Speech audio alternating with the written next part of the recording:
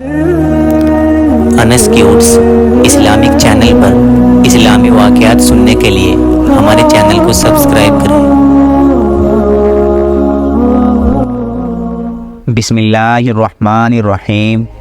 معزز سامعین، السلام علیکم۔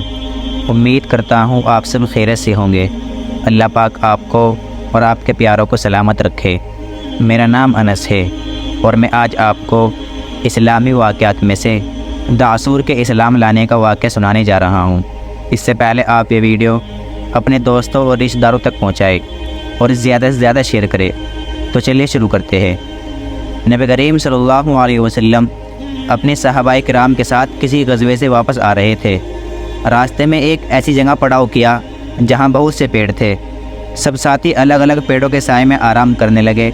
ایک سائے دار پیڑ کے نیچے پیغمبر صلی اللہ علیہ وسلم بھی آرام فرمانے لگے۔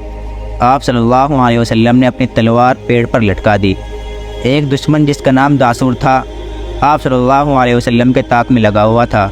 سب کو غافل دیکھ کر اچانک آیا اور پیڑ سے تلوار اتار کر اس کو میان سے نکال کر اور کھینچ کر کہنے لگا، اے محمد بتاؤ اب تمہیں مجھ سے کون بچائے گا؟ رسول اللہ صلی اللہ علیہ وسلم کی جب آنکھ کھلی تو ایک خوفناک منظر آپ کے سامنے تھا، لیکن آپ نے بڑے اطمینان سے جواب دیا، اللہ۔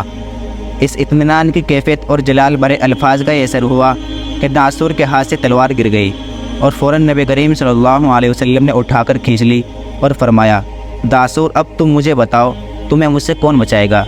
اسی حالت میں صحابہ کرام بھی دوڑ کر آ گئے۔ دعصور معافی مانگنے لگا اور عاجزی سے کہنے لگا کہ آپ کے سوا مجھے کوئی نہیں بچا سکتا۔ نبی کریم صلی اللہ علیہ وسلم نے رحم فرماتے ہوئے بغیر کسی سزا کے اس کو چھوڑ دیا۔ وہ واپس چلا گیا، لیکن اخلاق کریمہ سے اتنا مؤثر ہوا کہ اپنے کفر و شرک سے توبہ کر کے داخل اسلام ہو گیا۔